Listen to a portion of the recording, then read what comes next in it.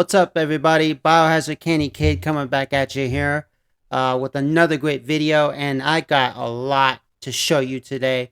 As a matter of fact, you can go watch my previous video. Let me pull it up for you. I am going to who gives a shit about that? Let's see here.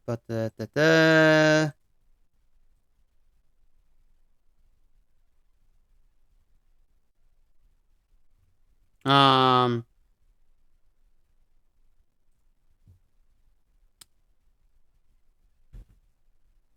make sure we're filming. Okay. Make sure that we're good. All right. So, you can watch my newest video, AI eyewear, the merging of the IoT, right here.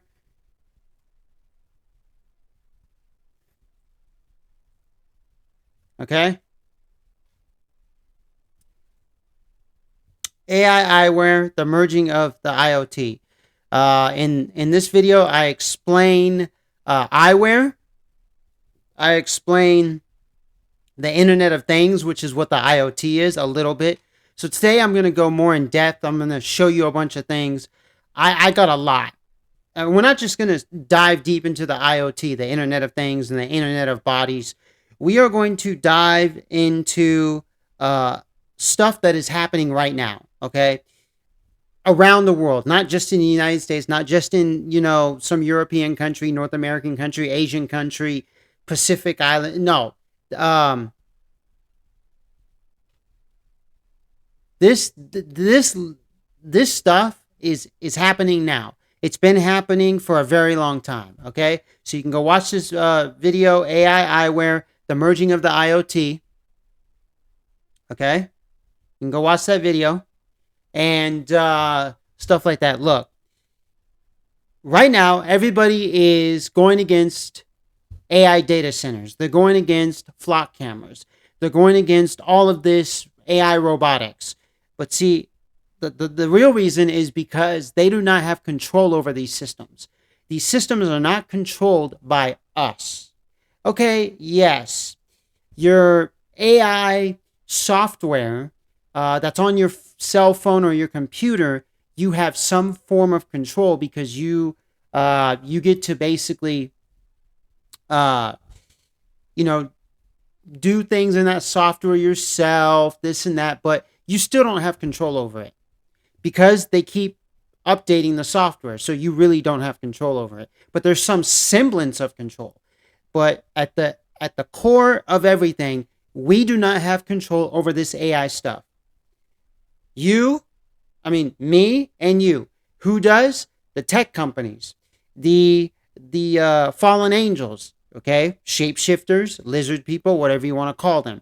The ones who are presenting us and giving us this technology and putting it here on this planet are the ones in control. That is why people are destroying all of their systems. That's why they are against their systems, because they do not have control. The whole premise behind the whole Sony debacle and the whole thing of Sony going digital is because humans will not have control over what is put on there and what is taken off because it's not physical. Okay, I showed you in some other videos physical stuff. But literally, it is because humans do not have control. We like a world where we are in control ourselves. Okay? I like to have total control of my device. Total control. Do whatever the fuck I want with it. But the minute that I do not have control, the minute that a device comes out, the minute that some software, the minute that something is invented, something is put on this planet, and I don't have control, I don't want it on this planet. I want total control of that product or item or whatever it may be. That's just how I am. That's how the majority of you are watching this, or just the majority who don't watch this, watch other things. But there's a big growing number of people that they want to take back control of what we are losing, of what we are not in control of. And what was taken away from us, that is in control of the powers that be, the people up at the top, middle, bottom. Okay, so it's because we are not in control. Once we have control, oh, we will love AI data centers. I mean, data centers. Um, we will love any type of camera. I mean, we have cell phones. We love them. We love we love the cameras that are on them because we have control. We have control. Okay. All right. So stand by because I'm going to show you I'm going to show you some things. I got some things here. I just got to move some things around. That ain't no good. Bam. Let's see here. Let's move these. Okay, now, all I got to do, where is the one that is here? This goes all the way back here. I'm going to use that for reference.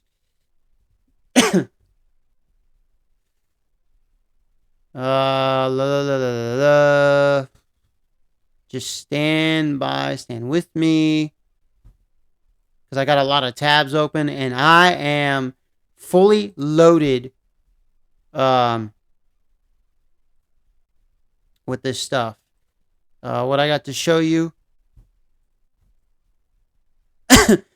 because, on the internet, there's a lot you can show.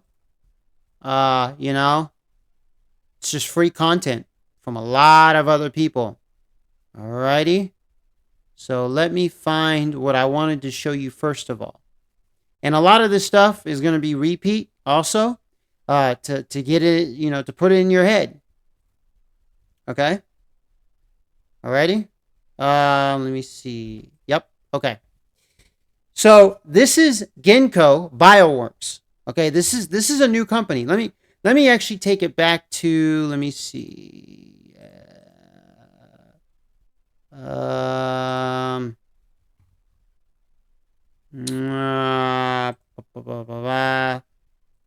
did I get it from? Yep. Okay. Right here.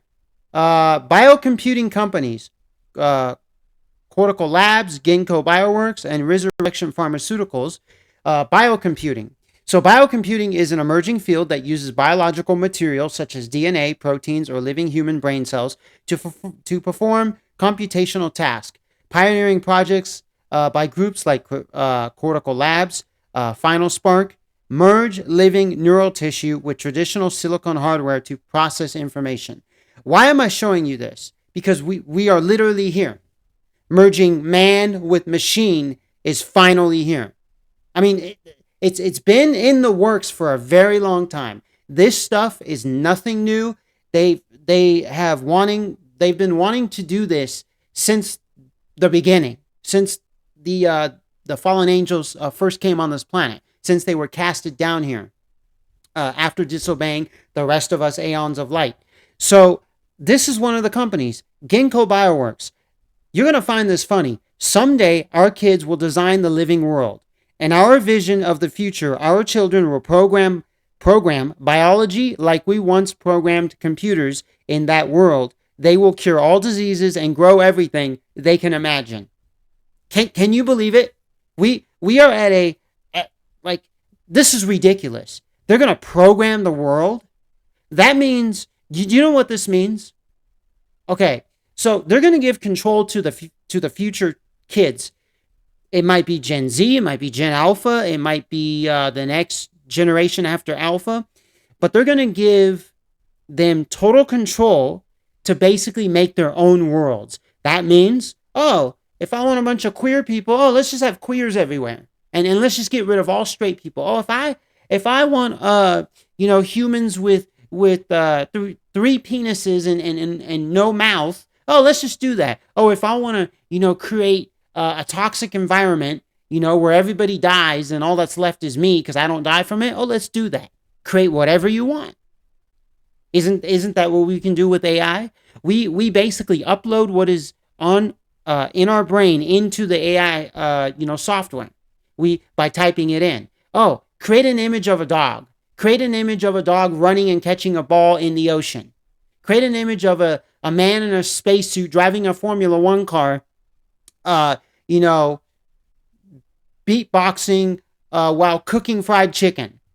And out comes the image. Now, of course, out comes a random image, but then you can tweak that image. Oh, make the chicken a little more brown. Make the spacesuit green. The Formula One car, add a third wheel, add like 2 more wheels to it. You know what I'm saying? So, this is ridiculous. Lab work is the bottleneck for biotechnology. Autonomous labs are the answer. Autonomous labs. Autonomous. Humans are autonomous. Why are we giving autonomy to a computer? Well, see, we're already here. There's videos out there of AIs by themselves, learning off themselves, and developing themselves with no human interaction. Humans are not touching the software and the hardware. There's no human at the helm. That's already been done. That's already happening. You can find videos on the internet of them. There is a company in California that opened up the first AI automated fast food chain. You can look this up on the internet. They all it requires is one maintenance guy who comes once a month to make sure all the computers, all the AI stuff works. If something malfunctions, he comes in there, shuts the place down, works on it, does a software update, and it's, back back to normal. Okay? That is a thing. Let me actually you guys might remember this.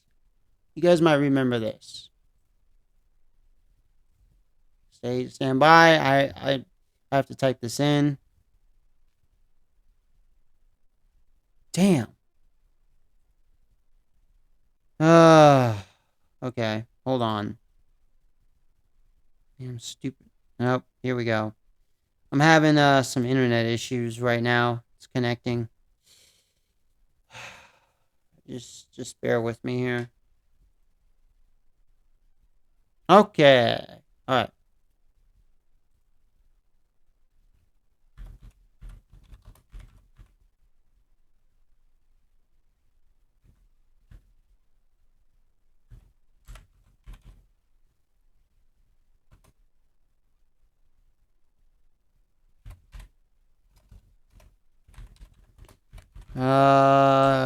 Fast food.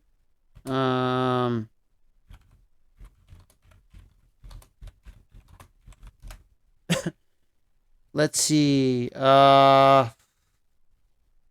Damn.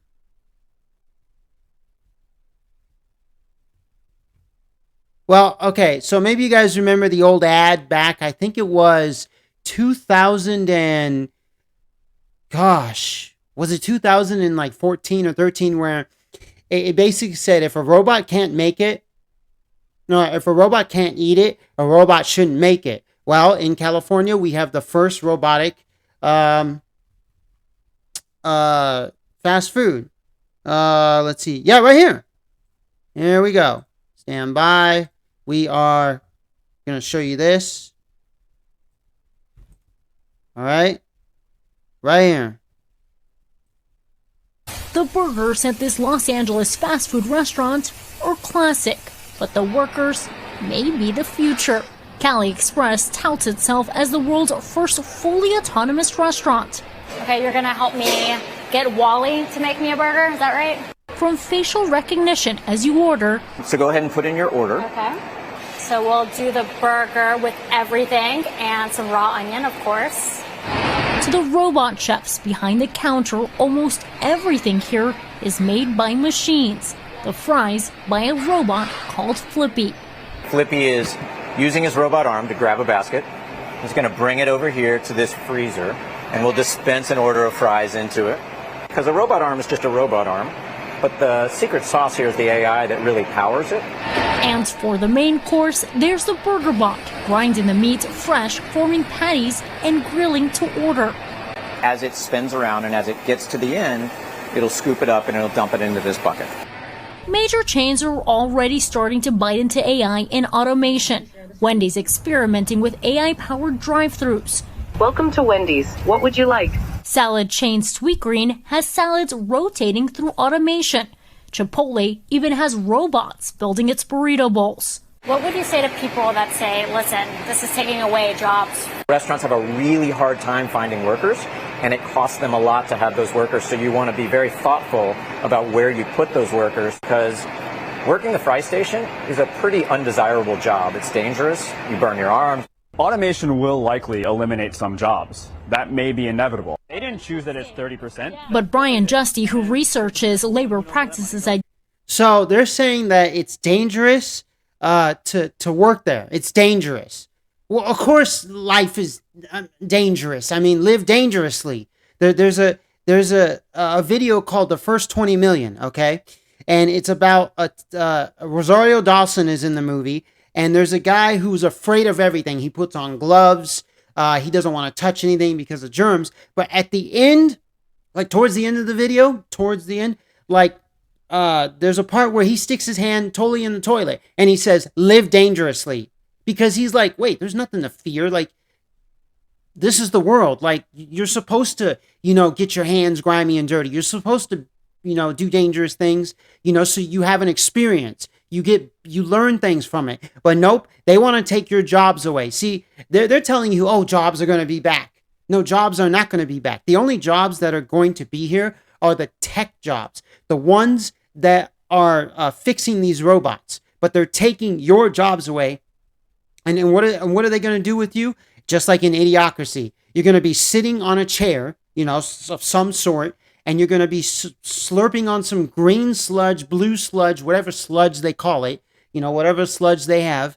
And you're going to be watching one channel every day. It's going to be propaganda, just like in Equilibrium, just like they do in North Korea, and stuff like that. Just like they have in the movie 1984, where there's only one channel and it's just the channel of the propaganda of the government.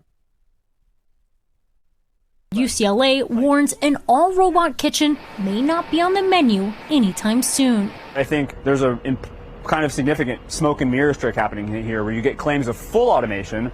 Because even at what they call the world's first fully autonomous restaurant, there's Genoveva. The robot helps me out a lot, and then I help the robot. See, there's a human working there. See, they will always need humans. They know that we cannot have a fully autonomous AI robotic world. They know this. The players, they know this. They know this. But they're trying to make it to where humans are out of the equation.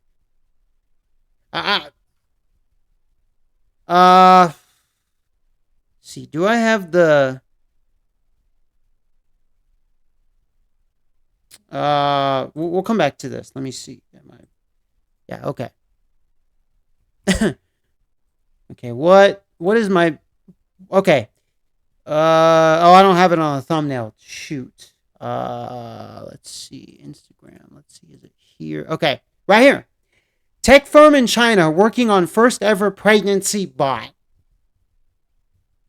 Now, whether this is true or false, I mean, that's for you to decide. I mean, but this is from, a person who I guess is showing a whole bunch of stuff like these Nike slides, massage and heat your feet. This weird Sony gadget is perfect for summer. Meet the drone that lights up your campsite. The monitor that follows you as you work. Yeah, monitors already follow you. Okay? They're scrying mirrors. They already see where you are in the room. They have spatial recognition as well as facial recognition. Okay? But tech firm in China are working on first ever pregnancy bot. They're working on it. I mean, you see the picture. Now, that could be an AI picture, or that could be a real robot. It could be whatever. Who knows? In today's world, it's Looney Tunes, because we really don't know. But, well, I mean, we do, but you get my point. They're trying to make it where they want to eradicate humans. They don't want to eradicate like what you see here. Like they want it to be, oh, a robot has a human, but it's something that we design that will be perfect, that will obey us, not some human that thinks for itself and has free will. This is a human that won't have free will. This will just be a robotic human. Take me to your eater. I will do as you say. Yes, master. The government is the best. You get my point? I mean, so let's return back to the video. Turn. She makes these burgers whole, adding toppings and, of course, the bun. Something these robots haven't quite mastered yet. All right, let's try this. Not bad. A bite into the future, whether we're ready or not. Elwin Lopez, NBC News, Los Angeles. Thanks for watching. Stay. Okay? All right? The news.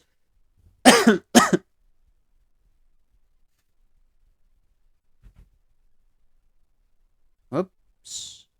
That just happened. All right.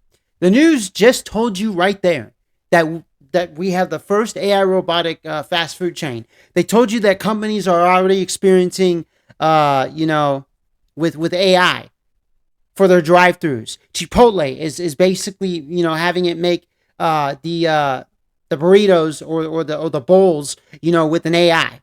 I mean, we are really doing this. We're doing this right now. I mean, I'm not surprised. I'm just like basically, just like, hey, it's happening. It's right now. We live in it. Now, this is not the singularity. Sam Altman is a piece of shit. The singularity means no humans left on this planet. All biological life has been destroyed, but they can't do that. They will never do that. That will never happen. We will live in a singularity of about, we will live in, I would say, 80% of the singularity. The full 100% will never happen because there's the rest of us, the aeons of light, who will always be in control and combat it. They cannot destroy what is up in the light. Not possible. Not at all. Okay? All right. So, and I'm showing you these things because you need to see these things. You need to understand what's going on. Okay? Let's go back to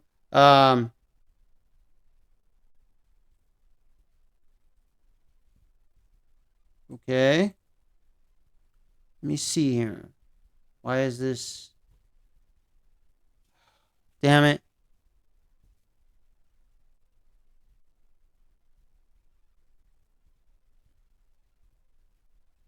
Okay. Build your own autonomous lab. Okay. All right. Let me see if this plays. It's from Venmo. Venmo's still a thing? Jeez.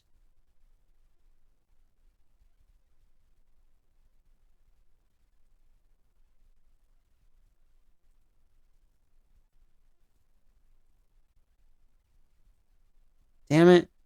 Why is this not playing now?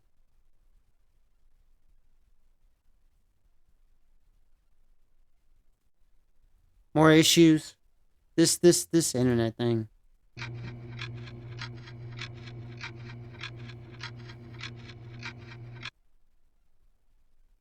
Alright, we're going to let this play. But basically, introducing the autonomous lab, Genco Bioworks, okay? We're going to see what they're all about. I mean, I just found this today. I've looked, I dove into this company a bit. But let's just, I haven't even seen this video, but let's check it out. Let's check it out together. And, I can already see where this is headed. We love scientists. And that's why we want the lab bench to go extinct.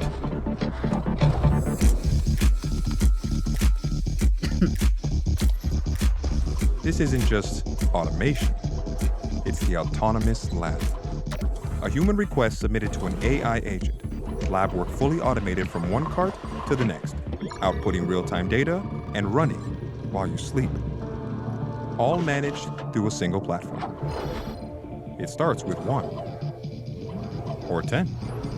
The U.S. Department of Energy just ordered 97. Now, why does the U.S. Department of Energy need 97 of these? U.S. Department of Energy? What in the fuck does the U.S. Department of Energy need these for? It's the Department of Energy. Now, energy cannot be produced, but it can be transferred. Energy has been, well, actually, let me take that back. All aeons of light, us, we produced energy. We are energy. So they cannot produce energy. They can only transfer it. But why is the Department of Energy interested in an autonomous lab? Because they want autonomous labs for energy. They want AI to take over the energy sector. Put them together, and you got a cheese sandwich.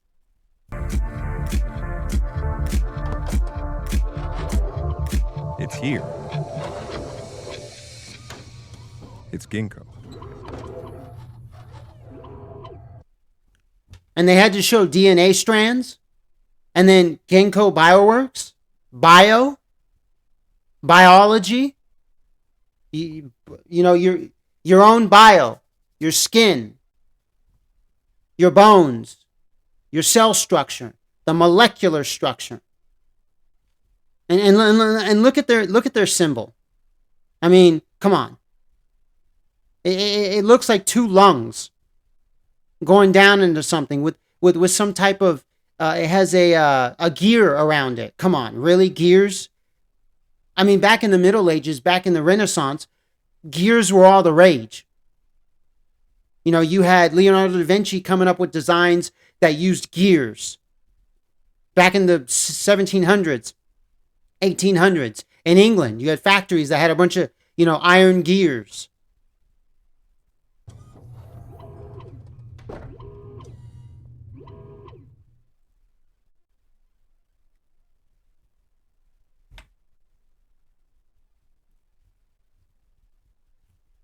Lab work is the bottleneck for biotechnology. Autonomous labs are the answer. Science still runs on manual bench work, and the bottleneck slows process on everything from novel materials to life-saving medicines. Autonomous labs replace the bench, letting scientists order experimental work from robots just by asking for it. This shift doesn't replace scientists. It empowers them to focus on insight, creativity, and judgment rather than manual lab work. Okay. This shift doesn't just replace scientists, it empowers them to focus on insight, creativity, and judgment rather than manual lab work. Now, see, it does replace scientists because a scientist is a human being with its own thought. And if there's something wrong, if a scientist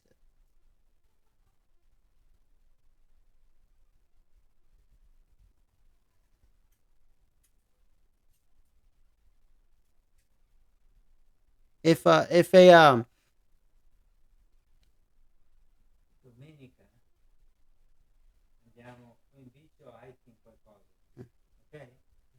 in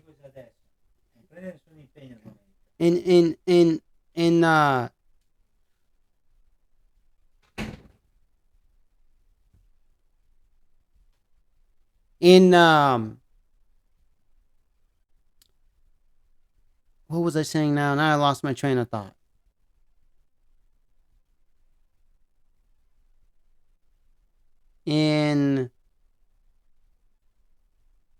Damn it, now I forgot what I was going to say. Okay. Well, it's going to replace scientists because a scientist basically has its own brain. A scientist basically is a free-thinking human being.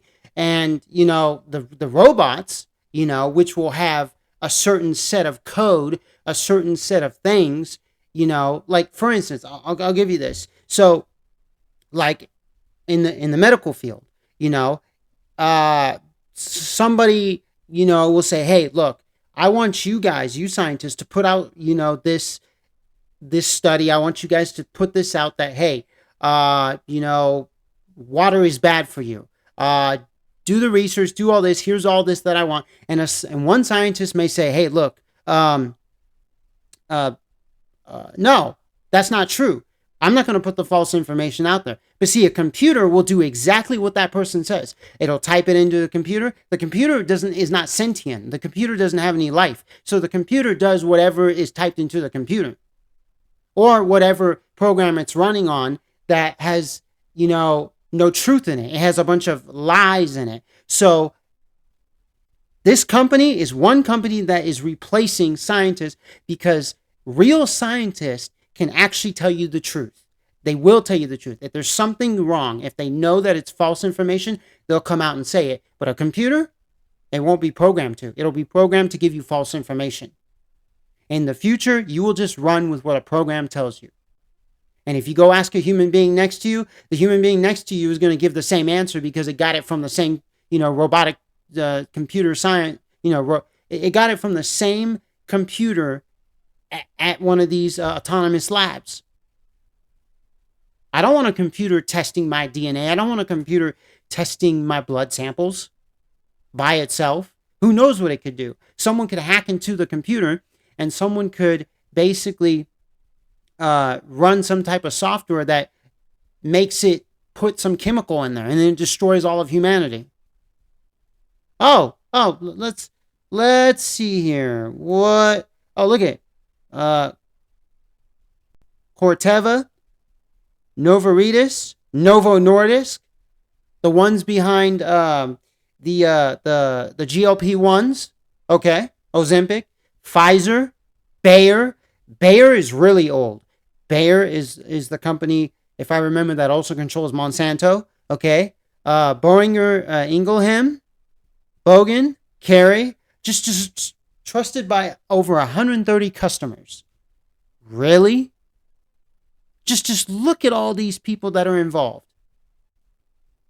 I mean, the list goes on. This is ridiculous. Autonomous labs are your new pipette. The most important tool since the pipette, an autonomous system lifts the burden of the bench, speaks human language, and empowers scientists to focus on the questions only they can ask. Okay? All right? Literally. Let's see. I want to see who else. Sumisoto Chemical, Ajinomoto. I mean, some Japanese. It's everybody. Everybody around the planet. Okay? Stand by. Let me see. Okay, we're still recording. Got to make sure once in a while. Then we got this. CorticalLabs.com. Okay? Now, they slashed artificial, and they put actual intelligence after it, because what they're trying to do with this right here, and a lot of companies are doing this, they're trying to sell it to you that, hey, computers, AI systems, pieces of plastic and metal are now basically just like human beings. They have flesh and blood. They think just like humans. They're sentient. It's like when Google came out and said one of their AIs just went sentient. No. Now, that's not to say a demon, that's not to say a fallen angel can't come into the device and take it over. That can happen. Has that happened before? Yes, it has. Look at scrying mirrors from the Middle Ages, the 1700s. And Middle Ages is, 1300s, that 1700s. Look at that. You could literally talk to demons. It's a portal to talk to demons. Same thing as your telephone, your cell phone, your computer, your TV. So artificial, but they scratched it out. Actual intelligence. Think beyond silicon. Join the new era of computing and deploy our technology directly to real neurons locally on the CL1 or distributed on the cortical cloud. Introducing the CL1, the world's first code-deployable biological computer. Test how lab-grown neurons process information and learn. Really? Cortical cloud, a biological cloud computing platform to build breakthrough technology without the need for a specialized lab. The cortical breakthrough, we have combined lab-grown neurons with silicon chips and made it available to anyone for first time ever. So they're basically taking what's in the human brain, what's in our skin, and they're basically trying to wrap it around like this, like pretend this is the skin. They're trying to wrap it around the device, put it, and basically do like, what is it? A cyborg. Do like, half human, half computer. Silicon meets neuron. Our technology merges biology with traditional computing to create the ultimate learning machine, creating what others only imagined. The world's first coded deployable biological computer. This word right here, biological computer, is going to be a word that you're going to hear a lot going forward. Biological computer. It's going to be thrown out there a lot. They're going to sell it to you as, look, this computer's alive. It's sentient because it's biological. Real neurons are grown directly on our custom chips, creating an intelligence that learns individually with remarkable efficiency. Unlike traditional AI, our neural systems require minimal energy and training data to master complex tasks. This isn't just a new computer, it's computing reimagined. Minimal energy? Are you fucking ridiculous? All of these data centers from the past till now require an amount of energy that the planet has yet to see. Now the energy that is out in the universe, that is out everywhere, is the energy that we can all tap into. It's free energy. Trees produce that energy. But no. They're talking about the fossil fuel energy. They're talking about energy that is not that free energy. The energy that you will pay for. Actual neurons living in a silicon chip.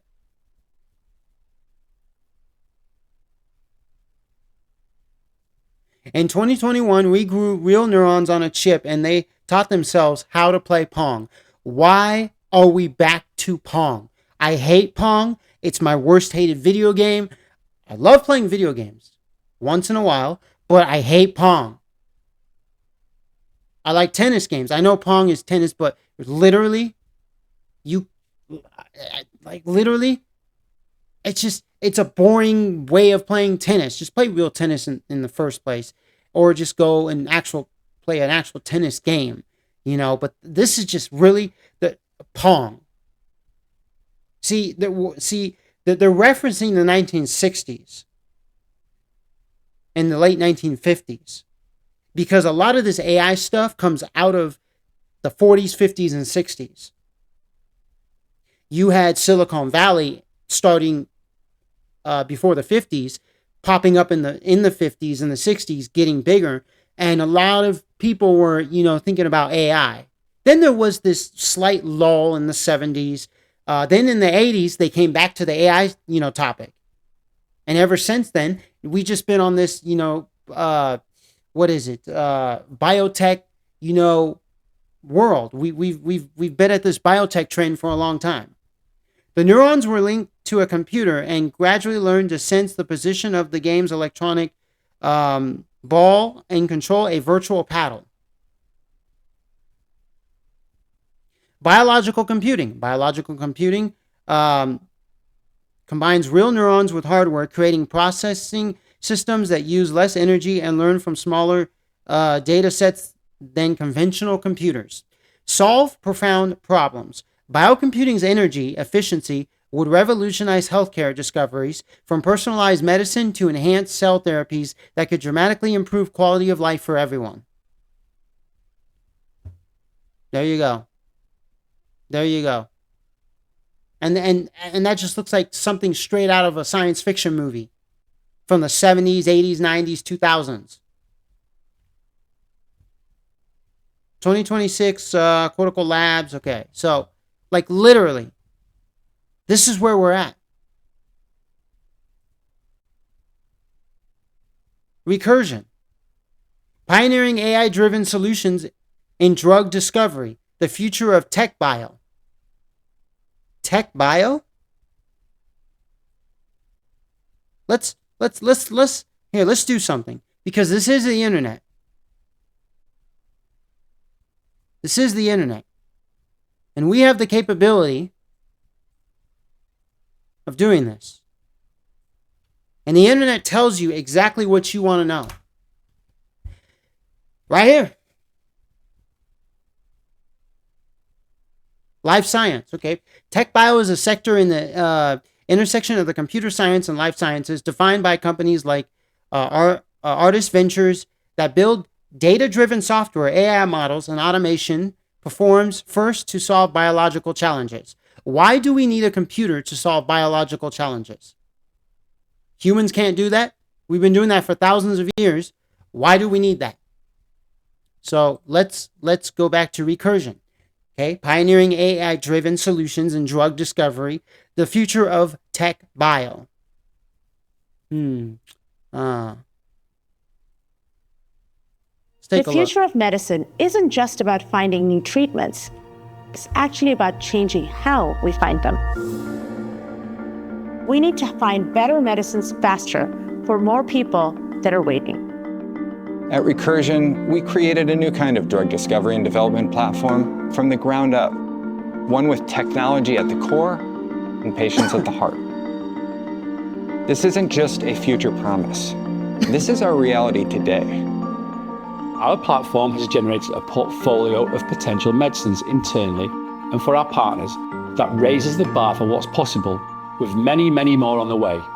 We've uncovered completely new areas of biology that help us target the root cause of diseases. We custom design the most precise molecule for the job, giving us the best shot at having a meaningful impact for patients. And we save precious time and resources in the process, allowing us to reach clinical studies 3 times faster at half the cost of the industry average.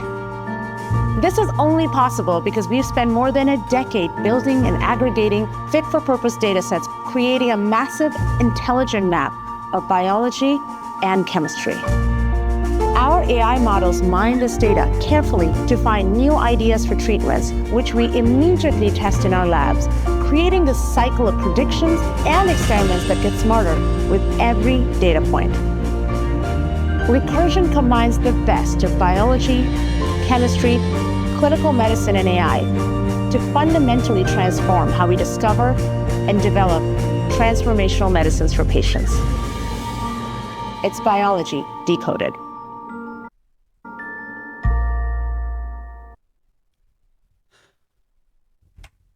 It's biology decoded? Huh? So they are trying to decode your biology. They said it right at the end. It's biology decoded.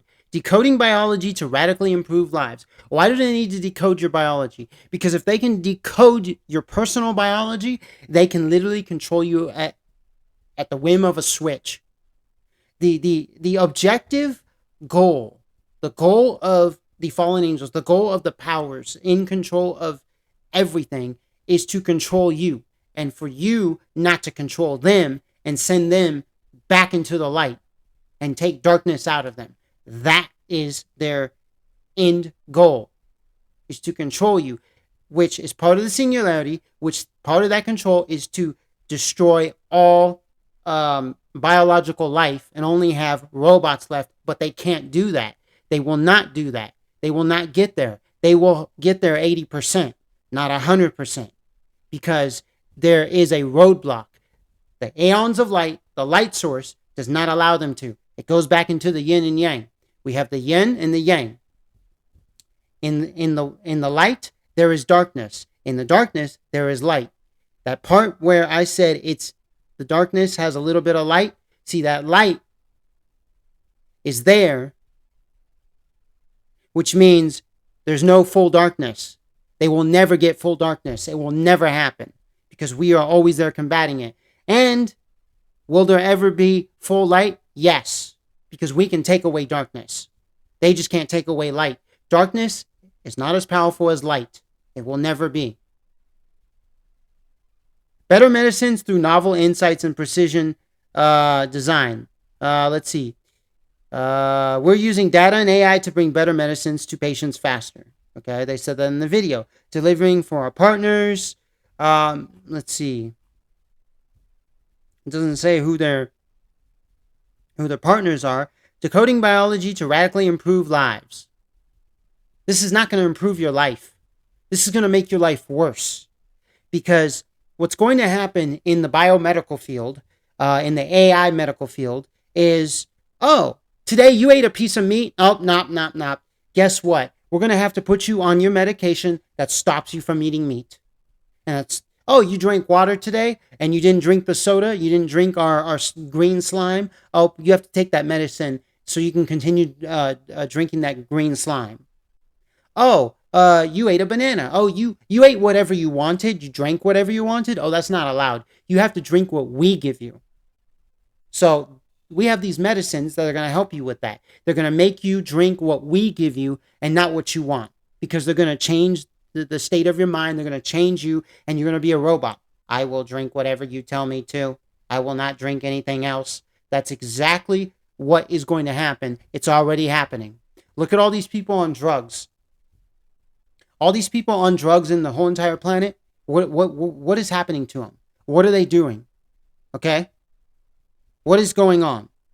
They are being controlled through drugs, through substances. They are also being controlled through alcohol. They are also being controlled through frequencies that come out of your computer, that come out of your cell phone, anything with a black screen. They control you using your 5G towers. They control you using low Earth orbit satellites. They control you any way possible. You watch a movie, you're being controlled. They don't just control you through MK Ultra. And MK Ultra is not just some CIA lab, somewhere out in the middle of a forest. I mean, MK Ultra is also your TV. MK Ultra is also your cell phone, the radio.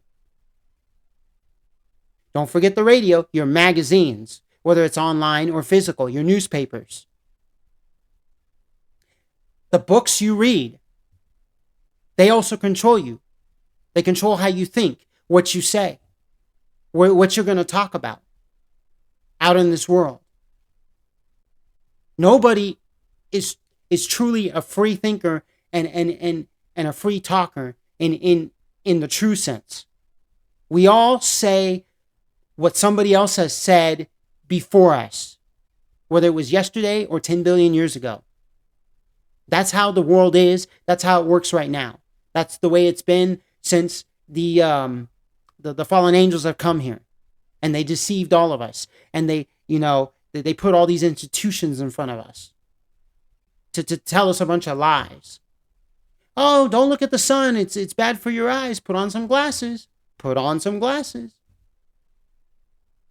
When before we used to worship the sun, and some of us still do, and we used to look directly at it, and our eyes were the best vision possible. We had supervision, natural supervision. But now, what have they done? Now they have said, oh no, you need glasses to have supervision.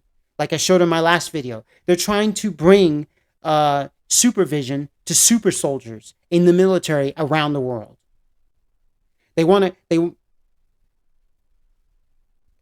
Contact lenses are the next step after the glasses, but really it's a bionic eye. Really, it's where you have a fake eye inside of your socket. You no longer have your real eyes, because when you become cyborg, when you become all metal with wires, you're going to have fake eyes. You're going to have these electronic eyes.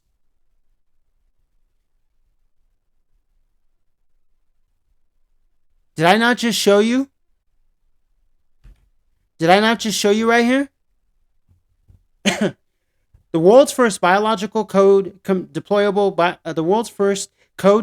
biological computer tests how lab-grown neurons process information and learn. A biological cloud computing, okay, we have combined lab-grown neurons with silicon chips. Right here. Actual neurons living on a silicon chip. You are going to be a human with electronics in you. They're going to basically create a robotic human and put some skin on it. There was a movie, I want to say, was it Total Recall, or was it? There was a movie where, in the movie, there was there a cyborg or an android, and it was it was like the closest thing to humans. And whenever we would get shot, there would be this blood dripping out, but like the skin would come off, and then you would see the electronic wiring underneath the skin. But then the skin could be repaired. You could just layer over a new piece of skin, and it would go with the other skin, be put to, it would basically combine itself with the other skin to make it look like, hey, nothing happened to me. I mean, that's exactly what they're going to turn you into. First, they have to eradicate all humans. And then what they have to do is they have to do this. They have to create artificial humans that do not come from a male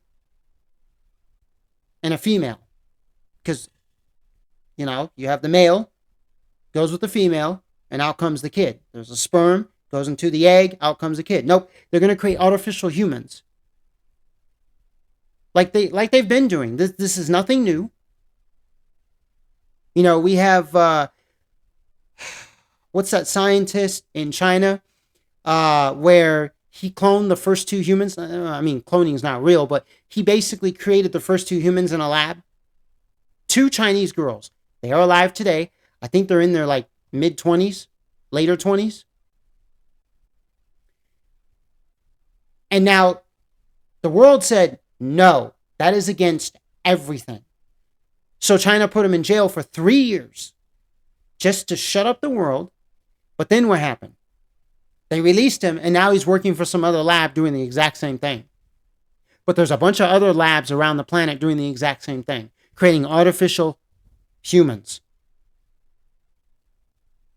Okay? They are doing this now. They've been doing it for a long time. It's nothing new, nothing old.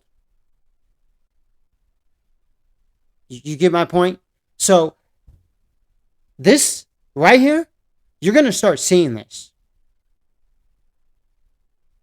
Whether this is real or not, you're going to start seeing it. Okay? China's working on it? No, they have it already. No, they're not working on it. They have it already. It's already here.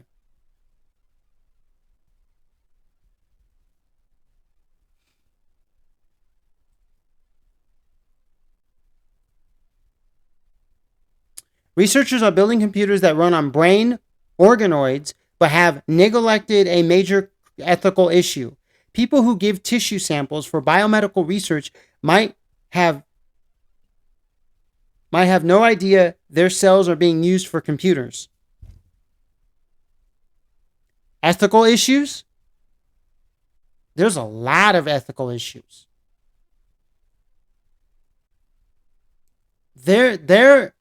You want to talk about the ethical implications of all this?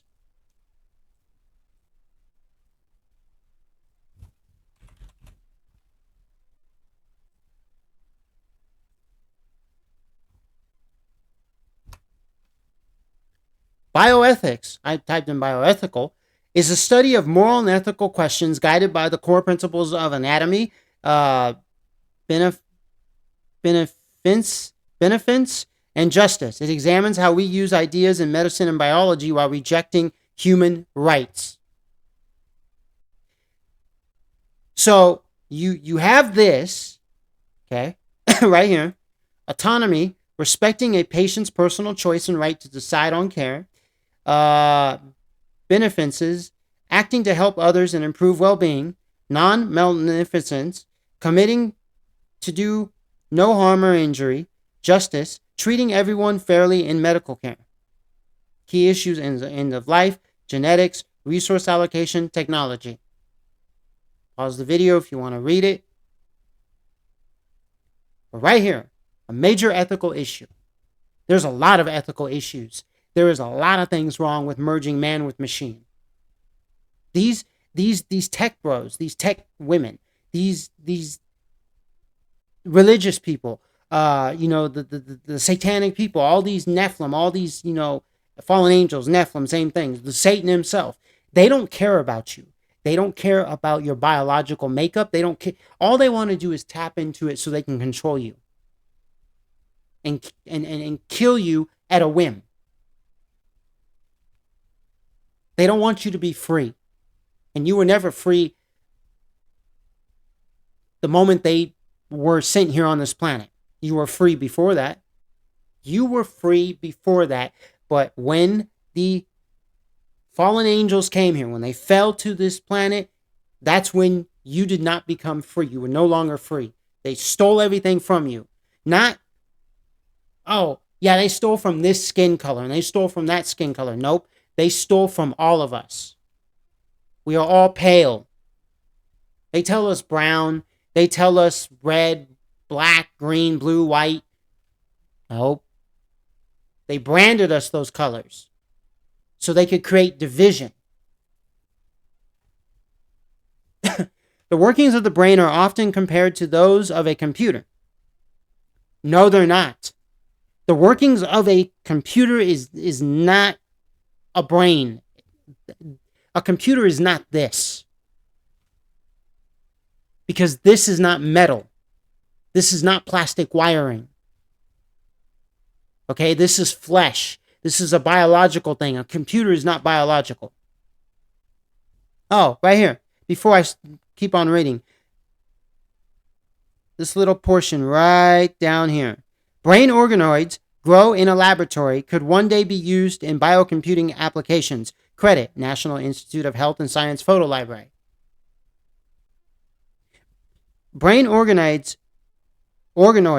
So organoids basically, I suppose, is a new term because I've never heard the term organoids. We're going to look this up together.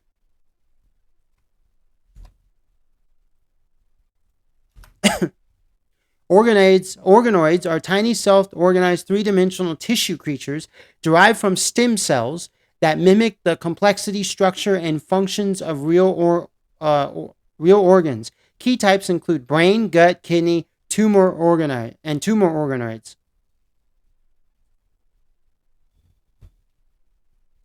Disease modeling, drug testing, regenerative medicine. No blood supply, immature state, incomplete systems.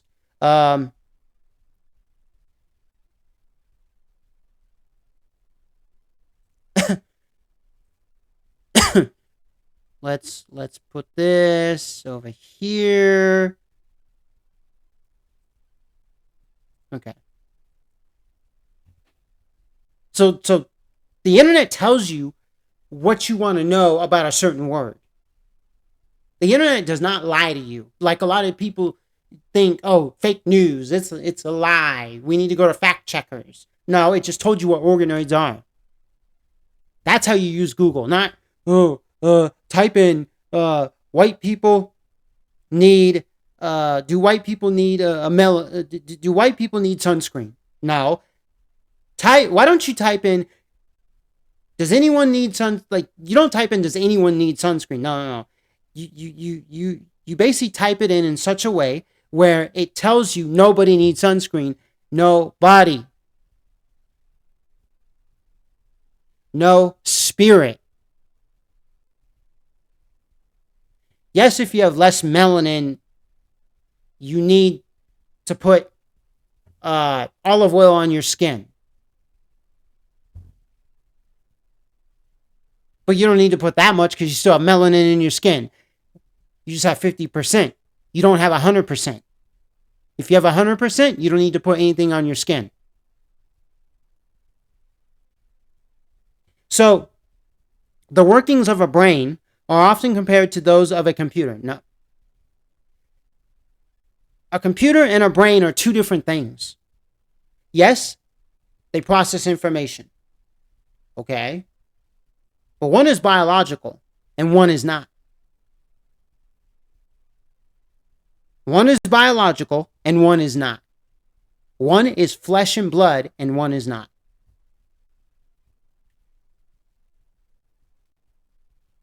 Some researchers are testing this analogy to its limits, attempting to build computers containing laboratory-grown cultures of brain cells. In doing so, they hope to circumvent the physical limitations of silicon-based computing hardware used for today's artificial intelligence.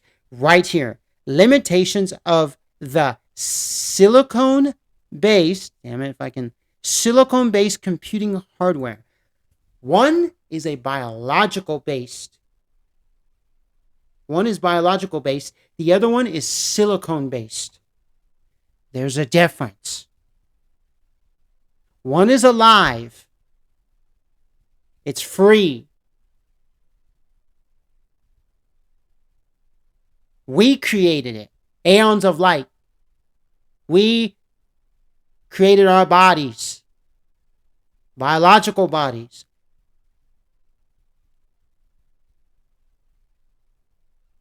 Yes, we also created the silicon-based computer. But it's alive because you turn the power on? Because it's connected to a wall outlet?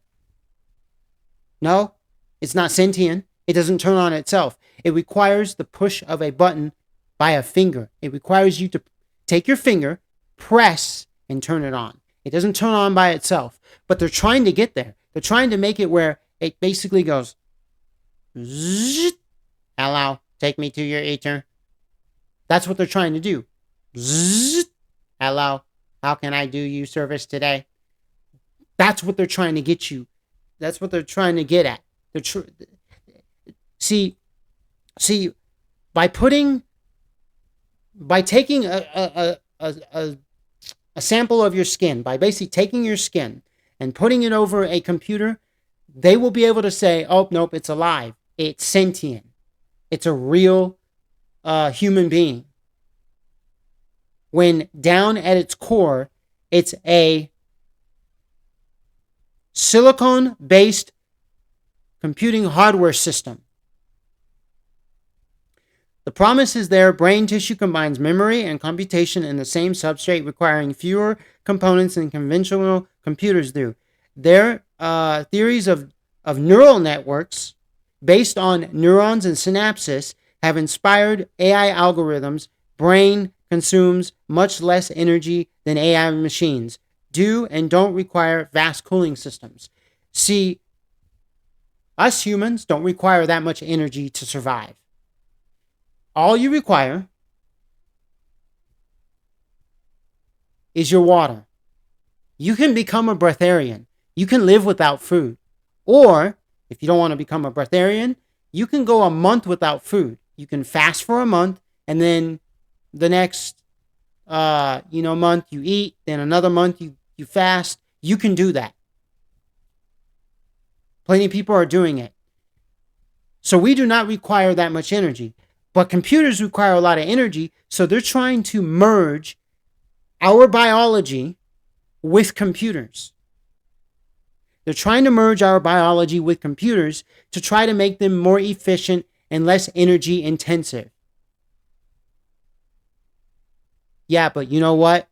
That's going to do some really bad destruction on this planet, because say a demon, say an evil entity takes hold of that computer through the biological skin that came from us.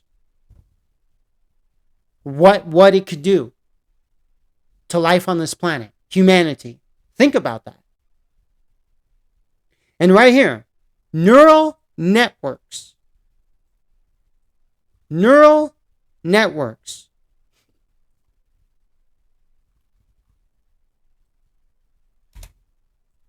For those of you who are curious, the internet doesn't lie. It tells you right here. And yes, this is AI gathering a bunch of data, information from a bunch of sites. A neural network is a machine learning model inspired by a human brain, featuring an input layer, hidden layers, and output layer. A neural network is a machine learning model inspired by human brain. Inspired by human brain. And what are they trying to do? Put a human brain over a computer chip. a motherboard, some type of computer electronic thing, device.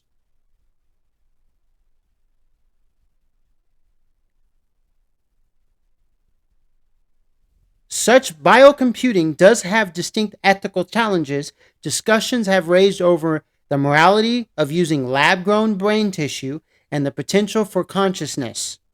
That's what I was explaining. I was explaining that what if a entity, because these dark entities are here on this planet, they exist. They also exist up in the stars, you know. What if they were to take control of this computer with all the information that is vastly out there? Using lab-grown brain tissue and the potential for consciousness. There are major ethical issues, a lot of ethical issues. We are playing with humans, human skin. And a computer that can be taken over by some other sentient being that is a demon, or Satan himself, Lucifer. Yet one key issue has been absent from debate so far: the lack of explicit content for the use of explicit consent for the use of human neural tissue in biocomputing. A computer that has sex with you, a sex robot.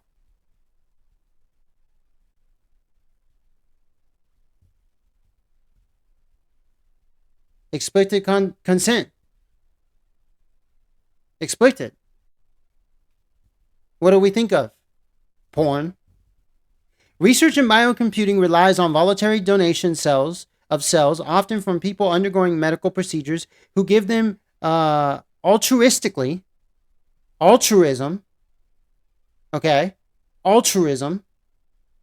to aid biomedical and basic biological research. Yet consent forms don't ask donors what sort of research they would like their cells to be used for in the future. They don't ask you because they do not want you to know. They do not want you to see what you can choose from, because some of it is military. It'll be used for being put on some type of robotic military grade weapon, to where it can be sentient and it can start shooting people at a whim by itself, because it's sentient, because some demon came into it, took it over, or some bioweapon. And I know a lot of people will say, well, bioweapons aren't real. No, bioweapons are real. Biological warfare is a real thing.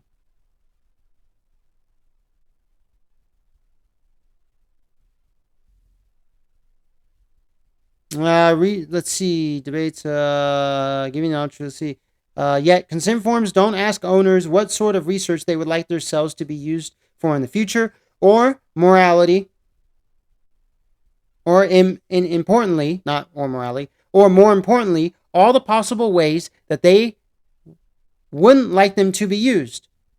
Donors who want to support the development of cancer treatments might not imagine that their tissues could be used to create biocomputers, possibly with commercial uses. The selling of your skin, the selling of you. Right now, what are they selling? They're selling your data. Okay, your data. They're selling your data. They're selling your consciousness. Selling your skin. Selling your suit.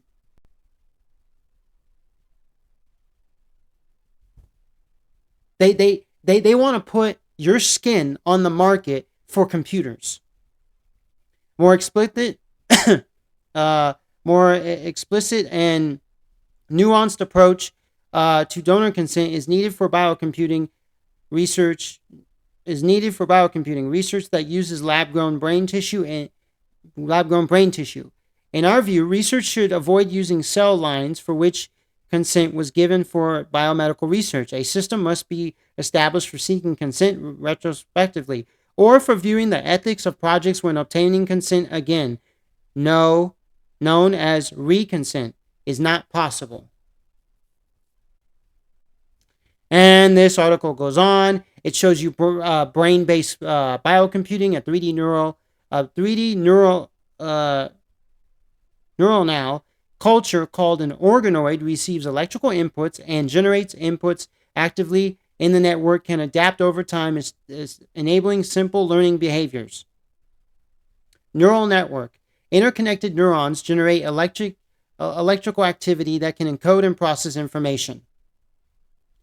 Developing neural tissue, stem cell derived progenitors generate and support the neural network. Microelectric array chip, electrodes deliver electrical inputs and record outputs from an organoid. A need for ethical solutions. There's always an ethical side to things. There's an ethical side to this. But see, nobody wants to talk about the ethical side. They want to push this through. They want to say, to hell with the ethics. We just need to kill humans right away. Because they're beginning to figure out that they're under a system that was created by us. And so we need to get this stuff out as fast as possible. So screw the ethical side. Just create this and kill the humans already. Let's get to the singularity. I'm just going to read this first part. Once generated, a line of pluripotent stem cells can be cultured indefinitely and used for a variety of experiments. But after many years, especially if the donor has died and science has moved on, it is hard to know whether the original donor would have approved the experiments that their cells are now contributing to. They could recreate you if they wanted to in the future. So literally, you will never die. You will never go back up into the light. They could just keep recreating you and recreating you. But see, the new creations of you will be ones that will be controlled. So you can read this at Nature. Researchers are building computers that run on brain organoids, but have neglected a major ethical issue. You can read this. It's right up on Nature. I'm going to leave a link to this. Look at this. This is Science Direct. The Future of Biotechnology Crime. A parallel Delphi study with non-traditional experts. Highlights. Biotechnology crime trends remain difficult to predict and are critical to future studies. The way science is practiced is changing, yet discussions of security are confined to solid expertise. Border communities experiment with biotechnology in unexpected ways. Exciting insights from a diverse panel of experts captures a wider biotechnology threat than solution landscapes. This ties into what I just showed you. Because if they take a part of your skin, a part of your brain, and they input it into a computer that is just a criminal,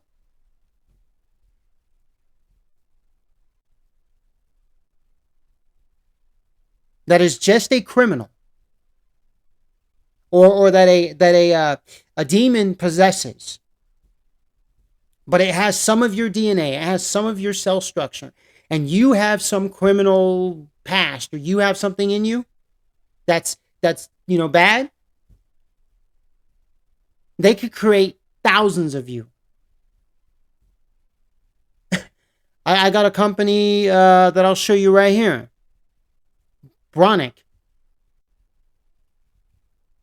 the cyber biosecurity company. Cyber biosecurity.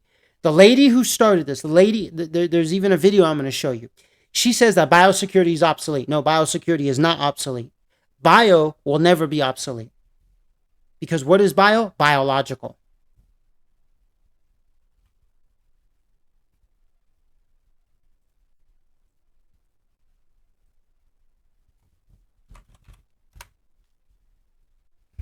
Bio is a word.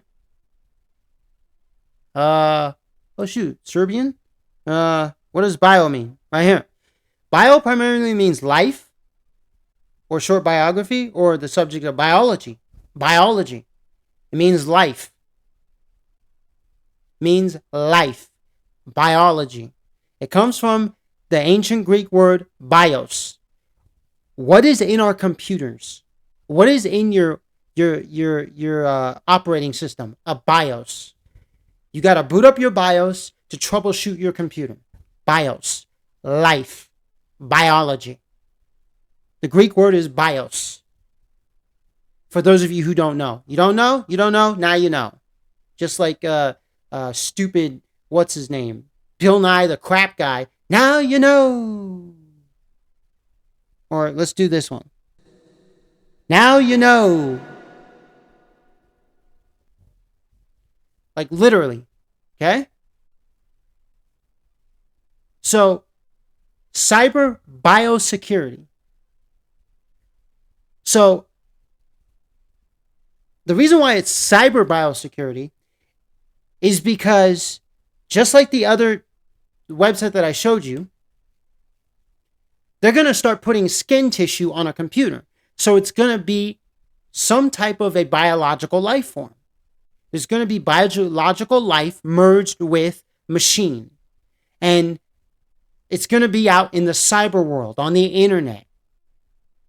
And so because of that, we now need cyber biosecurity. Because before we just had cyber security, which is security for the internet, or biosecurity, which is for like your medical facilities, because they have your real life blood samples in there, because your life is in that hospital. Your blood samples, your skin tissue samples for whatever, skin cancer they need to test for.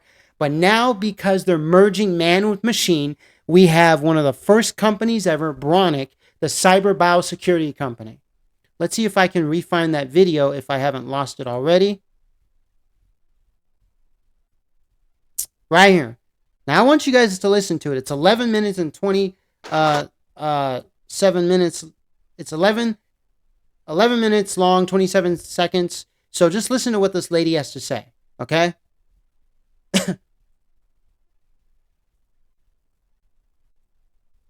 Oh shoot. My bad. I didn't even show you all this stuff. I had damn it. Well, here, I've been talking and I didn't even show it. So Bronick, right here, the cyber biosecurity company. And then what I was reading from was researchers are building computers that run on brain organoids, but have neglected a major ethical issue. Okay, I was reading. You can find this page on Nature. I'll leave links in the description below. But I was reading all of this. Okay, I was showing you Pioneer Recursion, pioneering AI-driven solutions in drug discovery, the future of tech bio.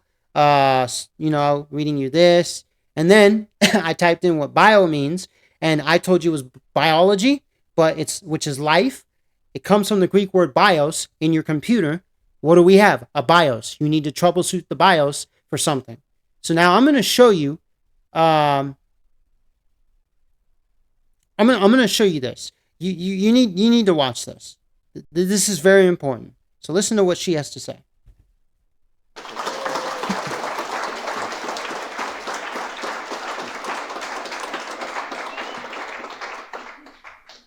Biosecurity is outdated. Did you know that your health data can be sold for up to 50 times more than your credit card details? Can you imagine trying to get health insurance and getting rejected because of your stolen health data? And it's not just your data.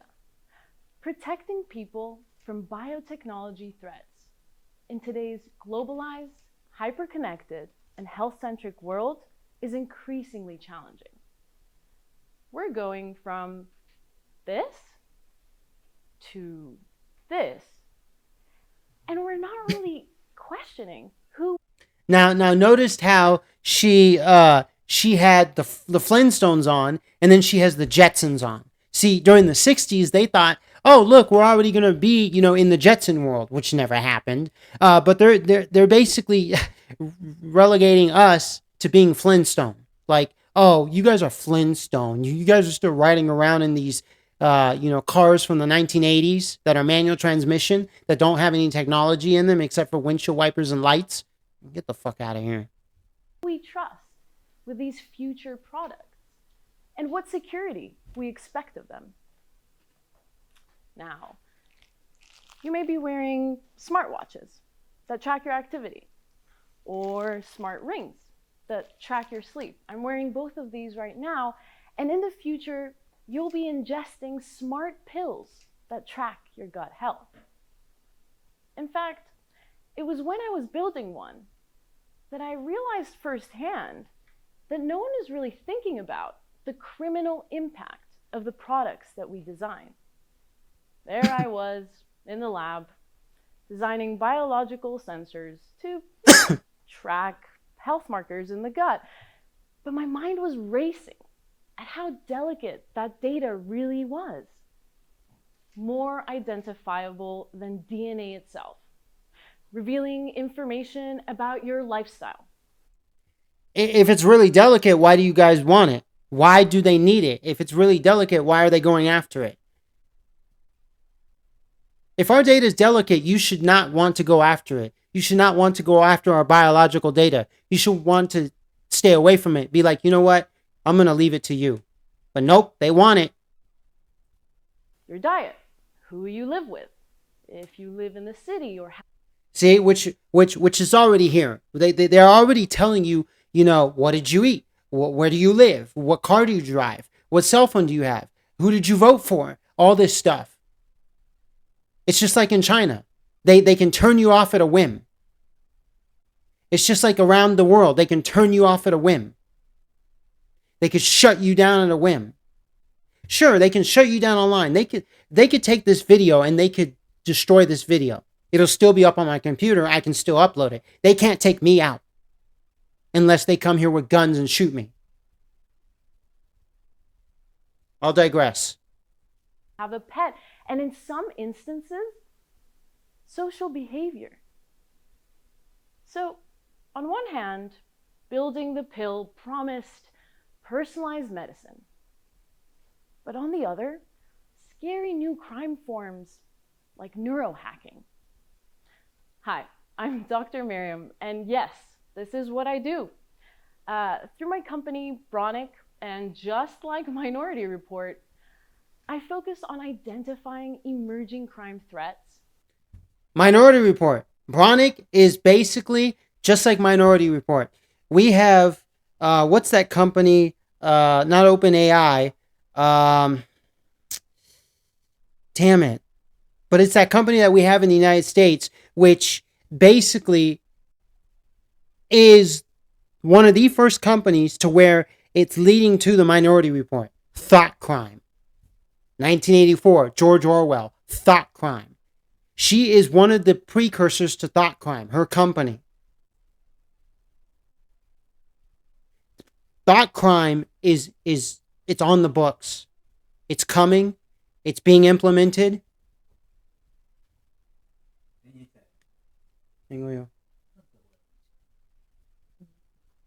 So basically, that's just keep taking a listen. Facilitated by biotechnology before their widespread use. And predicting crime is hard, as I learned as a specialist officer for the London Metropolitan Police. No, predicting crime is not hard. No. Controlling humans is hard. Taking control of all humans on this planet is hard. They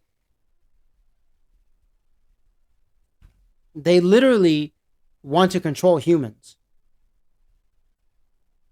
And it's not so we won't steal from the store, or so we don't steal data off the internet. It's so we don't eat meat, and there will be no meat in the future. Even Bill Gates' fake meat won't even be a thing. You'll be ingesting some green sludge that's fed, through a tube, like in the Idiocracy. Like, for those of you who've seen the movie Idiocracy, you know what I'm talking about. Soylent Green.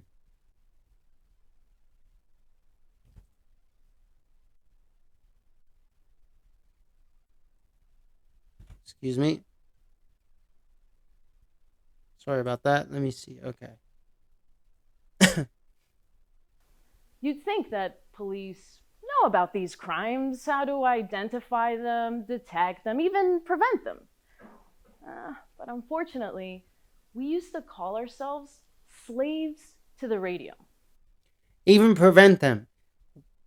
What did they do in the Minority Report? If you were thinking about stealing, they could prevent you from thinking about stealing. Thought crime. They could prevent your thoughts from turning into thoughts of crime or thoughts of saying, I don't like my leader. I'm not going to eat this food. I want to smile. I want to be sad. Because we would react to incidents as they'd come, trying to stop thief rather than think thief, as that would better help us anticipate and prepare for the crimes. But how can you anticipate a crime that hasn't even happened? Well, we use crime science. Crime science embarks on the perspective of crime as an event and attempts to understand it through its immediate environment and less on how the offender developed. So it's a bit like looking at this plant and not looking at this plant, but rather its conditional environment, the available water, sunlight, nutrients in the soil that helped it to grow. Now, to translate this to biotechnology crime, biotechnology products are influenced by product design, and hence by designers. They can be designed to be portable, like this pocket-sized genome analyzer that can determine DNA sequences in clinical samples, but that can also fit in my pocket as I run away with it without anyone noticing. Biotechnology products can be designed to be movable, like this machine right here, which analyzed all of our COVID samples. But that can also be hacked to allow hackers to access and alter sensitive patient health data. Biotechnology products can be designed to be movable or mobile, like this on-the-go laboratory that has absolutely no signage to keep trespassers out. Products can be installed in place, like this ventilation hood that keeps research from getting contaminated, that solely relies on electricity to keep the air sterile. And now, to products that we know and use every day, they can be designed to be wearable, conveniently to be worn on the wrist as we exercise to collect health data, our activity data. And this is the Internet of Things, the IoT. Next is the Internet of Bodies, where we will be merging man with machine. Like I showed in the last video, eye contacts. Okay, AI contacts for your eyes. It's when you start to put this technology into the skin, just like I showed you, earlier, that company that wants to take cells from human beings and merge them with computers. We are really doing this right now. It's happening. This is not science fiction. It's all science fact. But that also reveals where we live and where military bases are.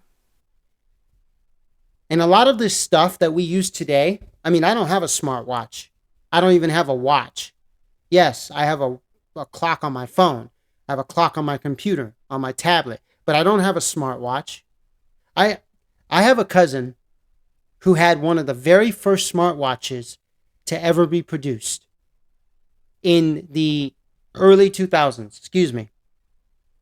I forgot what it was, but you could stick a little SIM card in it and call people. It had a tactile keyboard to dial numbers, and then it had a little tiny screen that was green, and it would just show the number that you inputted. And then you could plug in a set of headphones into it, with the microphone, or it had a built-in microphone. I don't remember, and you could talk into it.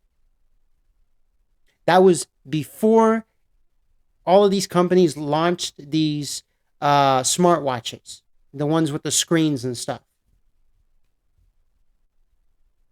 But that was one of the first iterations. Now, a regular watch was the precursor to that. And the precursor to that was clocks. Clocks were invented somewhere around, I think, the 4th century, by monks or whatever, to tell time. When we used to just look at the sun go up and then go down. Same with the moon, and we could tell time. We could use wind as direction. But these fallen angels gave us all these tools in place of what we were already using, which was nature.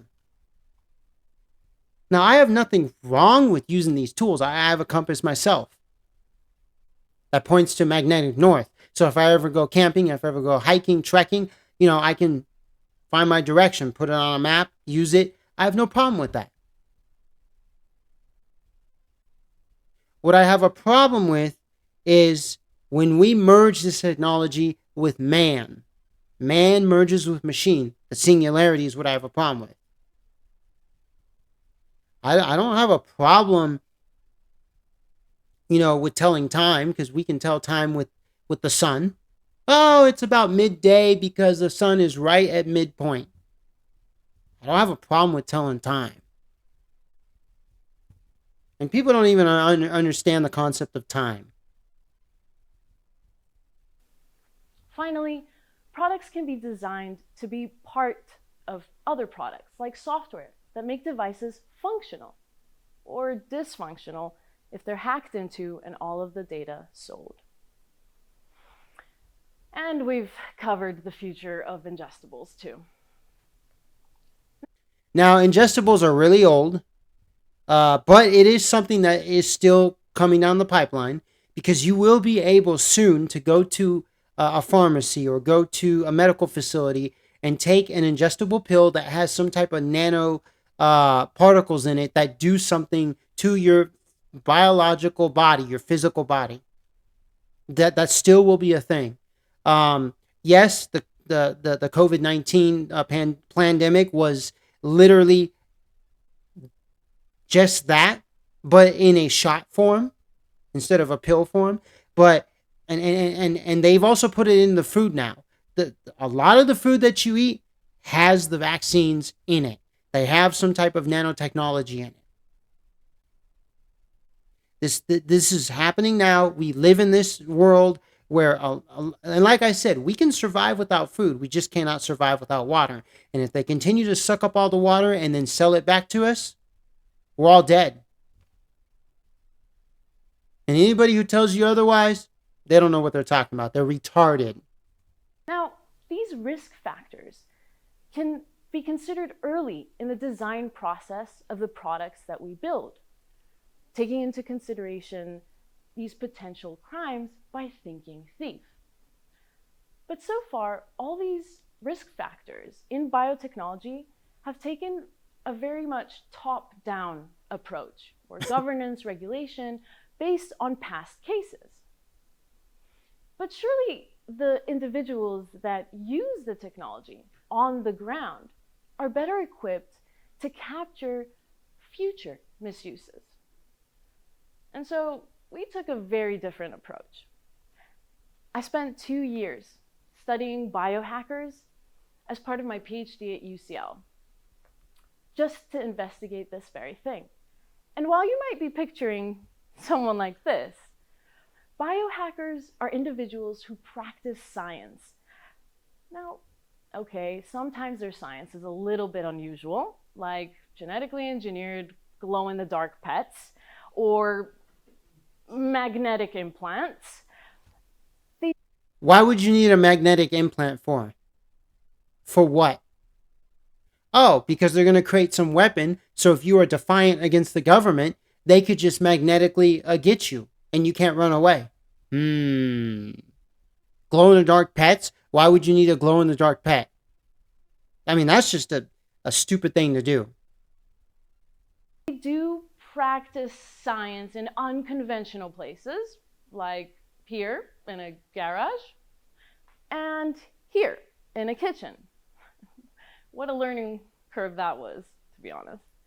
They're what we call a hidden population, or a community of unknown size that's difficult to reach, and that has strong privacy concerns with its practices. But I call them our non-traditional experts, because biohackers expand the boundaries of biology, technology, through innovation, testing the resilience of our legal, moral, and social frameworks.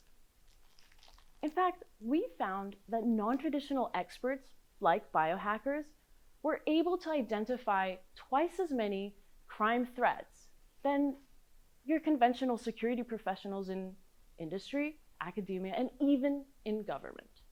See, what they're trying to do is create thought crime, which will take over what your police do, what the government does.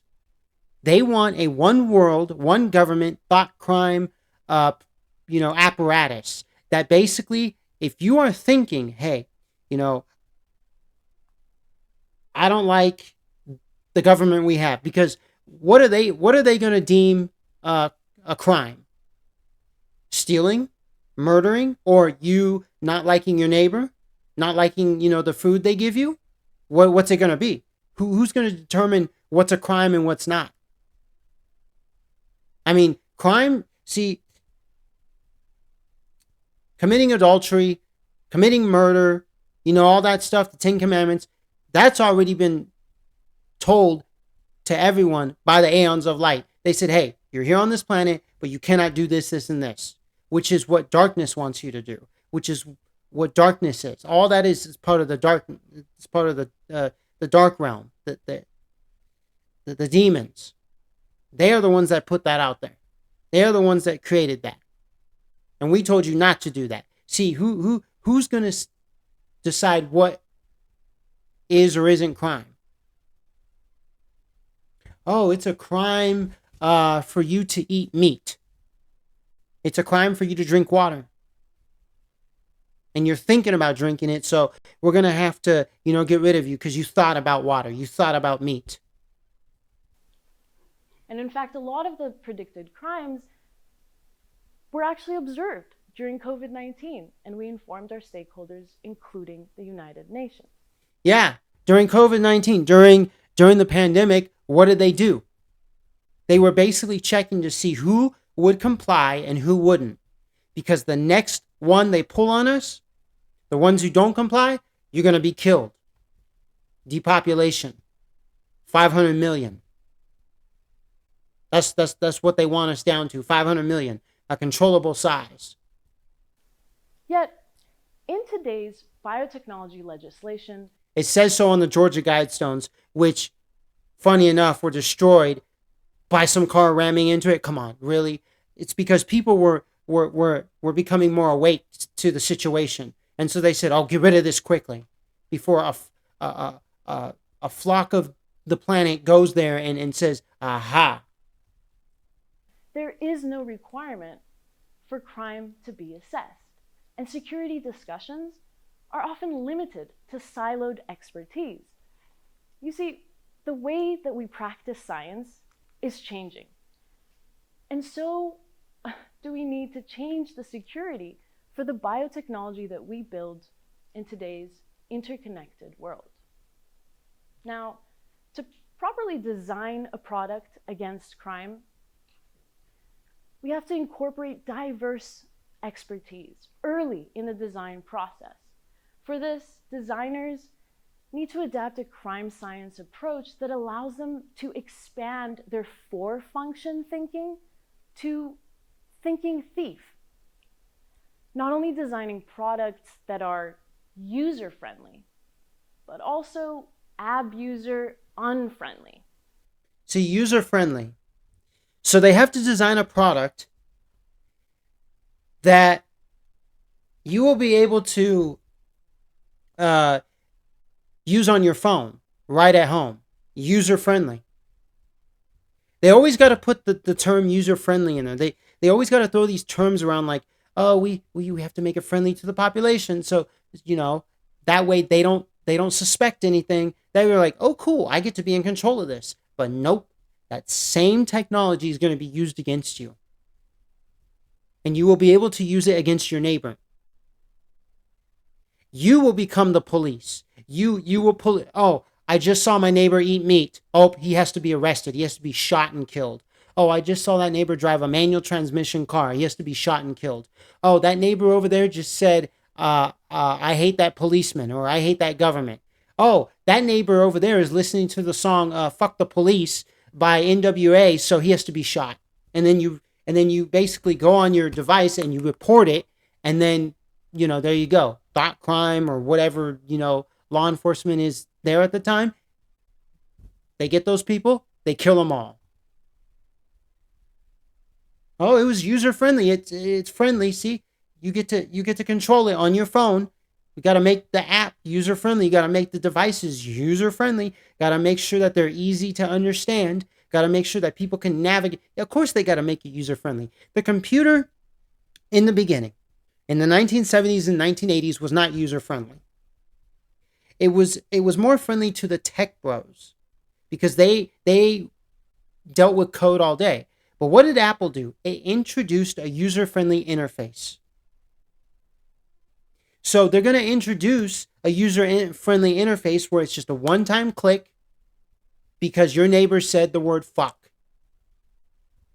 Because your neighbor ate a piece of chicken instead of eating the green sludge or blue sludge.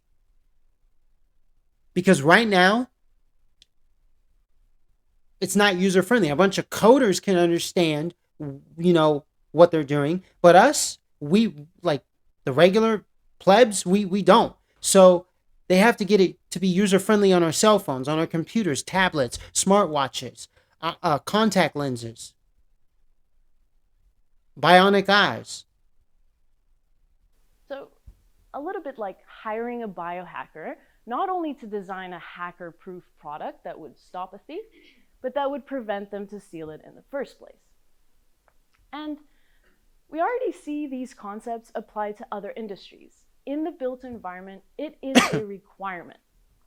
During my time as a security consultant, that was our job, to assess buildings and their environments, conduct crime risk assessments, and design security solutions for those buildings according to neighborhood crime. What did I say? I said your neighbor, neighborhood crime. Because everyone's going to be policing everyone. Just like Larry Ellison said, everyone's going to be on their best behavior. Even the police are going to be on their best behavior because everybody's going to be policing everyone. And so everyone is going to just stand tall and straight and stare straight at the wall. Stand tall and straight and look straight at the wall and be on their best behavior. Neighborhood crime. And of course, she would be launching a company like this because she worked in security sector. This is not coming out of my sector, where I'm a person who's against this. This is coming from a person who's for this because she worked in the security sector. Cyber biosecurity. Biotechnology, too, should be designed against crime. That's where thought crime comes into play. Thought crime is a form of biotechnology. Minority Report. We watched that video. We watched that movie. And you have a huge... And look who they show in the background. I want you for the United States military. I want you for cyber biosecurity. I want you for biotechnology. I want you for the singularity. I want you for transhumanism. I want you to be killed off. Huge part to play in this. There is no technology without... And Uncle Sam, Uncle Schmam, Uncle Transgender, whatever you want to call him today, because who knows? It might be Uncle Biotech. That's who that is. It's whatever. He's whatever he is of the decade. Today's decade is biotechnology. He's Uncle Biotechnology. Your bio. As consumers, you should demand for secure products. In the same way that you look at the eco-friendliness of the products and their environmental impact, so too, you should start thinking about the security and crime implications of the biotechnology that you find on the market, especially when it involves your health. There is urgency. They're selling it to you like, well, your health should be protected. But it's not about protecting your health. It's about making you a good citizen. It's about making you perfect through biotechnology. Just like Larry Ellison said, and I'm going to play that clip. You will be on your best behavior because of biotechnology, because of cameras, because of Big Brother is watching you. George Orwell, 1984. Which that book was written in the 30s, if I'm not mistaken. To bringing crime science to biotechnology, one product at a time. To close, raise your hand if you grabbed some candy or were given some sweets in the break. Okay, great, everyone almost. You might not have questioned this, but the candy has been covered with invisible ink to represent a biological threat that my colleagues are going around with UV lights. A biological threat. And there's a lot of people telling you that biological weapons, biological threats do not exist. They do exist. They are literally poisoning your water. They're poisoning your food every single day. All of these outbreaks is them poisoning your food because they're trying to get rid of the food we have today so they can replace it with not just bugs, but synthetic food for the synthetic human. To demonstrate,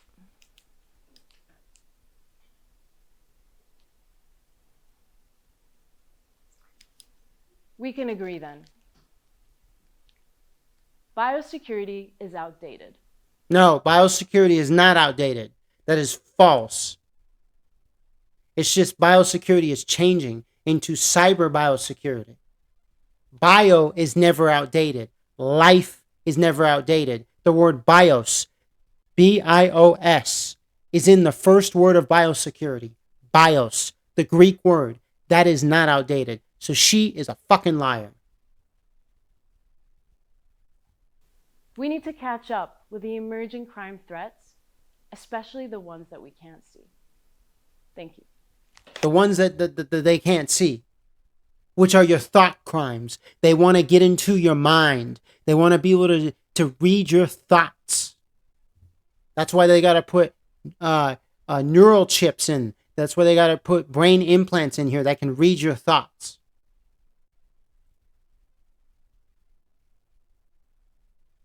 They got to create artificial neural networks for your brain that can be connected to some type of internet, some type of spatial web, some type of interconnected artificial intelligent web that will be able to read your thoughts. Oh, he was thinking about eating broccoli, not allowed. He was thinking about taking a bike ride, not allowed. He's going to be arrested for those things. He's going to be shot, killed. She is. The child is. Because what they want to do is they want to end all biological life. Bios. Symbiosis. Bio is in every word I just said.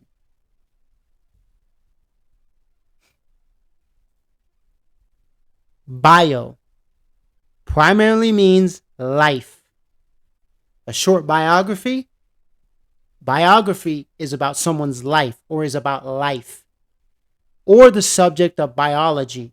It comes from the Greek word bios, meaning life. If I didn't show you this and I just told you this, you would not believe me. You would say, that's fake news. That's false information. Where's the fact checkers? So I went on the internet just so you know I'm telling the truth. Because there are a lot of you who you just, nope, that's conspiracy theory. That's fake. You made that up. It says it right here. Because I know in today's world, a lot of you will say AI is telling the truth, but a human being isn't.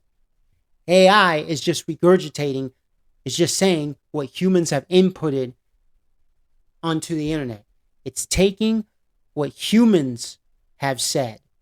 AI didn't say this itself. It's not sentient. It doesn't have a brain. Yes, yes. According to this company, they're trying to make it sentient. They're trying to make it have its own brain. Using organoids. Putting life into a computer. Using organic life from your skin tissue, your brain, your eyes, some part of you. They cut a kidney off of you. They grow another kidney out of it through stem cell. They put it onto a computer. Now the computer has a living kidney or two. It has a heart, has a brain, 2 eyes. See where I'm headed with this? Then you get a demonic entity into it. Or Satan comes into it. Shape-shifting Donald Trump. Lucifer.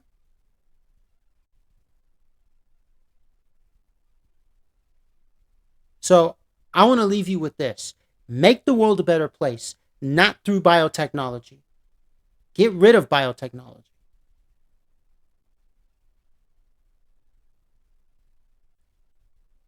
And what I mean by get rid of it is you get rid of the evil part of biotechnology. And then you take control of it.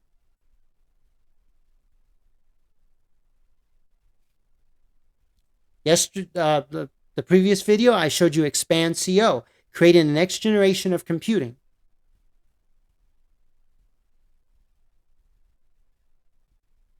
Contact lenses, optical contact lenses. It's a form of biotechnology. They are trying to replace the natural life of humans with artificial life of humans, but it will still retain the skin. It's just like an iRobot. How Will Smith was a robot. How Luke Skywalker in Star Wars had that bionic arm. Oh yeah, there's skin and flesh, but it's wrapped over the computer. So you look human on the outside, you look real, but you're not real on the inside. And they control you.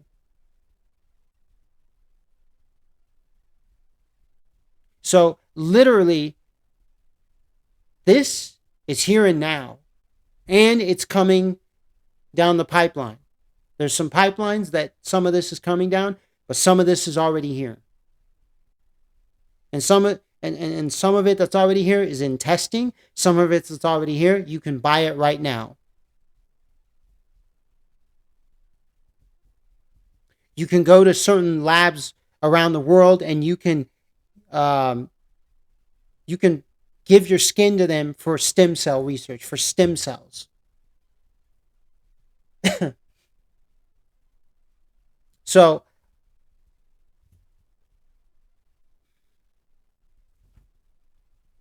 I want to leave you with this. Make the world a better place. Beat the devil out of it. Beat Satan out of it, And help a neighbor. Grow a garden. Save your seeds. Don't let them create seedless food.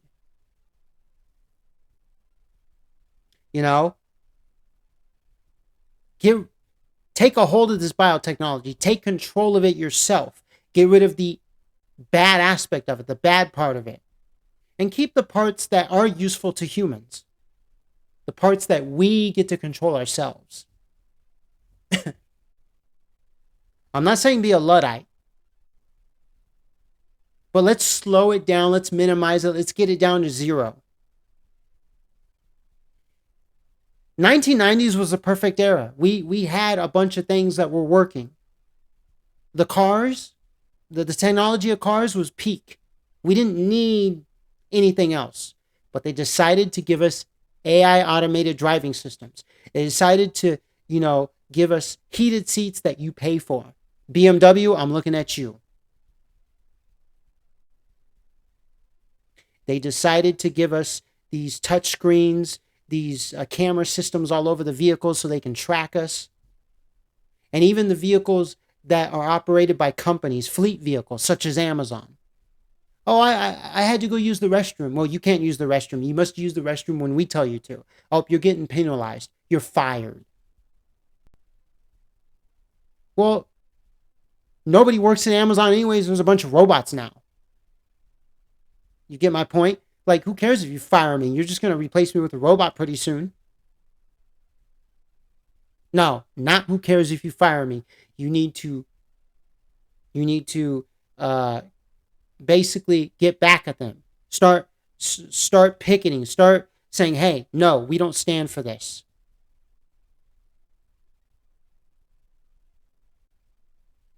And you need to prepare. Keep preparing every single day. Pray over your food. Pray over your food. Your food's already clean. It says so in the Bible. All food is clean. So you can eat pork. And pork is not made from a piece of shit, a dolphin, and a tree. A cat, a dog, and a rat. It's not made from that. That is false. Those people don't know what the fuck they're talking about. They make up shit. They don't want you to eat meat. There is a revolution against meat because they know that meat is the lifeblood of humans. Oh, but, to prevent the Nephilim to stop eating humans, they're still eating humans. What do you think the whole, Jeffrey Epstein thing is about? There's a cult world where they literally get babies and eat them for the adrenochrome. Talking about they don't eat babies anymore. Man, get the fuck out of here.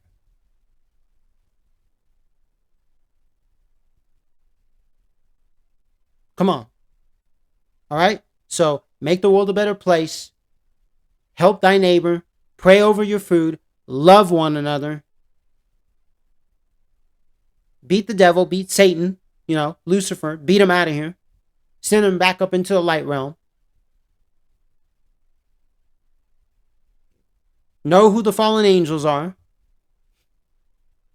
which is all your politicians, government officials, all of your athletes, and all of your entertainers. They're all entertainers, all of them. Your actors, actresses, your athletes and your politicians and government officials, they're all entertainers, all of them. So I want to leave you with this video. And please watch my other video. And watch my other videos too. I have...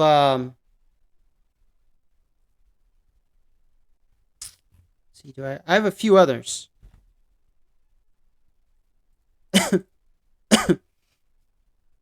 I have BBLs in the coming cybernetic human. I have geoengineered storm 2026, which this happened in South Carolina. This was a geoengineered storm. As a matter of fact, if I still have it up, I might show you NORAD real quick. The powers of women and maritime laws control your world. Aeon of Light, stand up and fight for the system. Weather modification update. Self-checkout and much more. TechnoShock Smart City LA. TechnoShock Panama and the future of AI. TechnoShock Smart Tech of the future. Quick DARPA video. And watch anything else I have on this channel. But those are just the ones I wanted to name that are keeping relevant to this video and the last video. AIware, the merging of the IoT, Internet of Things, which leads to the Internet of Bodies. That's the next thing. Right now, we are at the Internet of Things, which is this stuff right here. Internet of Things. Oh.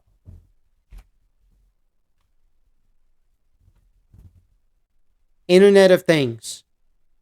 I mean, this connects to Bluetooth, but still, this connects to Wi-Fi, laptops, tablets, smartwatches, smart wearable devices, eye contacts, smart eye contacts.